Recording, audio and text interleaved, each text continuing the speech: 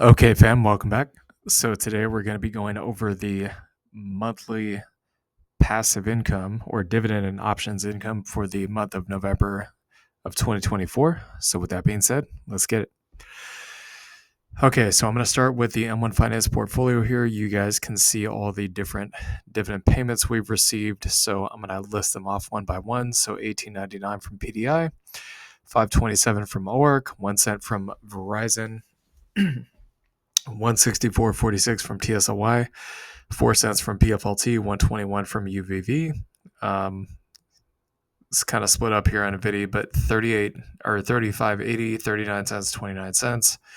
BTO 13 cents, 208 from TLTW, 1 cent from Texas Instruments, a penny, 11 cents and 33 cents from HRZN. And then we have 1 cent from PSEC, 24 cents, 33 cents, and 14 cents from Aptly. We no longer have Aptly. I mean, we have like a few shares on here, but it's not really that much. Maybe at some point in the future we may get back into it. So 7.15 from USOI, 13 cents EFC, 166 RYLD, 7.16 RYLD, 1 cent RYLD. And then RA 762, SFAL 43 cents, ACP $30.81, BSTZ 4 cents, CLSM or CLM. So you got 50 and 59 cents here, and OPP combined total of 14 cents, CRF 41 cents total. So that entire amount there comes out to $286.49. So for the Robinhood dividends, we're not going to go through each one on the portfolio because, again, the last week that we covered did end, funnily enough, on the very last day of the month. So there's no need for us to go through and show you guys each dividend payment. If you want to see that, you can go back and take a look at the buy, sells, and dividends video we did for November. So here it goes. ORC $23.55, SPYT $52.87, XDTE $51.33. These are in dollars and cents, by the way. If they were thousands of dollars, I would let you guys know. Coney $467.63, GUI $37.77, MRNY $40.12, FEPI $117.18, YMAX $140.66, NVDY $261.52, TSLY $17.40, QDTE $111.39, YBIT $73.08, YMAG $115.44, AIPI $153.33, GPIC with the Q at the end, that's the NASDAQ one, at $2.70, and GPIX 34 cents. So the total of dividends for that comes out to $1,666.71.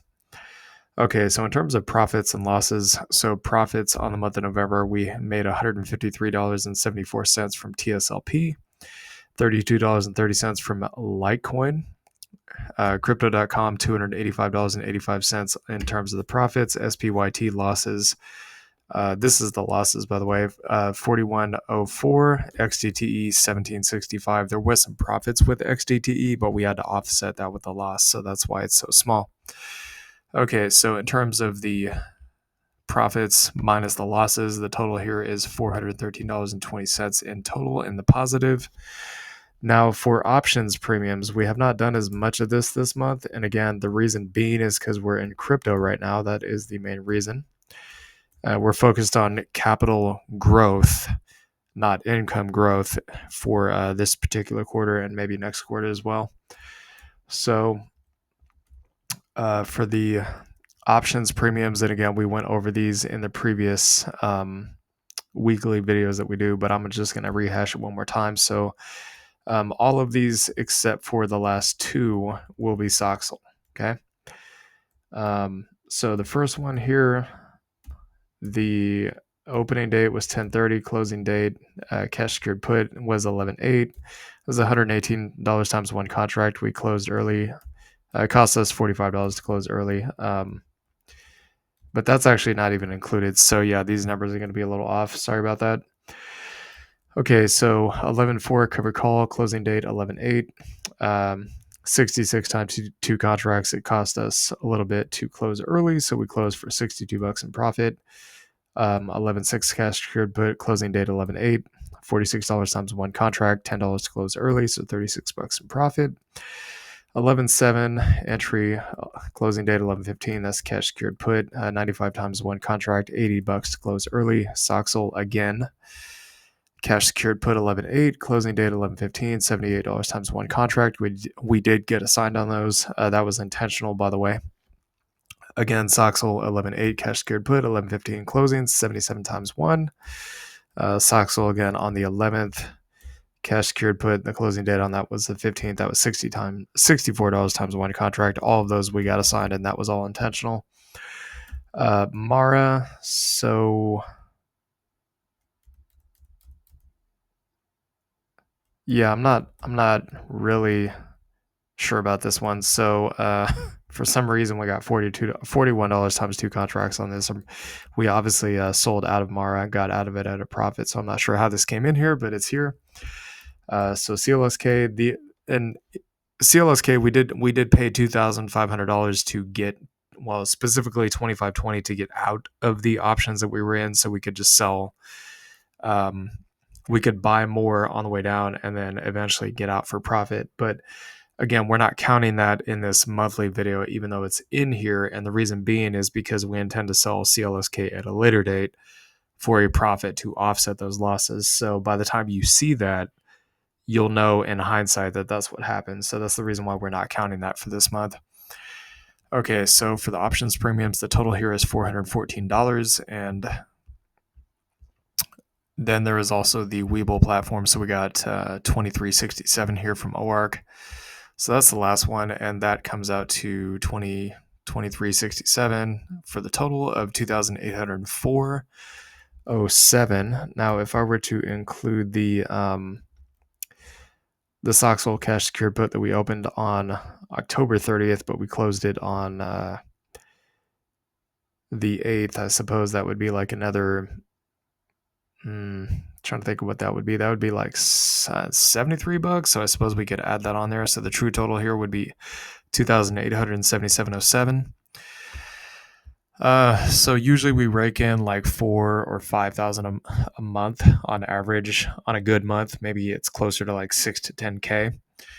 But I will tell you guys right now, the reason why we're not investing in passive income investments, and part of the reason why we're actually taking some of our positions off, is because we're moving it over into crypto. I mean, you guys got to understand this, okay? Regardless of whether we're in a bull market or a bear market, regardless of whether it's a bullish year or a bearish year or whatever year it is, any year of the decade, any month of the year, any day of the month, anytime, any year, you can invest in passive income investments like dividend income investments and options. Okay, you can do that anytime you want to. Okay, but with crypto, the reason why we're placing a higher emphasis on crypto over passive income investments right now is because the cycles only play out once every 4 years. Now, if for whatever reason the spot Bitcoin ETFs do the whole 7 years of a upside thing like the gold ETF did, then obviously that changes things. But again, we won't even know if that's actually true or not until we get to about the end of next year or the start of 2026. Okay, so basically what I'm saying here is, the dividends, options, those are in any time kind of thing, right? Crypto, we're literally in the ramping up stages of the alt season. Bitcoin's already hit all-time highs. Probably going to go higher would be my guess, but we're literally at the ramping up stages of altcoin season. If the cycles remain true, this could last another 12 months. And then, we got to wait another 4 years after that. Do we want to wait another 4 years for some partial passive income that we could just restack over the next 6 months? Probably not, right? Again, we told you guys the goal before, and we have not changed our mind on this. Okay, the goal before, like we said, is to get somewhere between 10 to 20,000 a month of passive income. Okay, that does not include trading. That does not include day trading futures or positions trading or swing trading. That is just dividend income and options. Okay, that's it. Anyways, hope you all enjoyed this content. Please like, comment, and subscribe, and I'll see y'all later.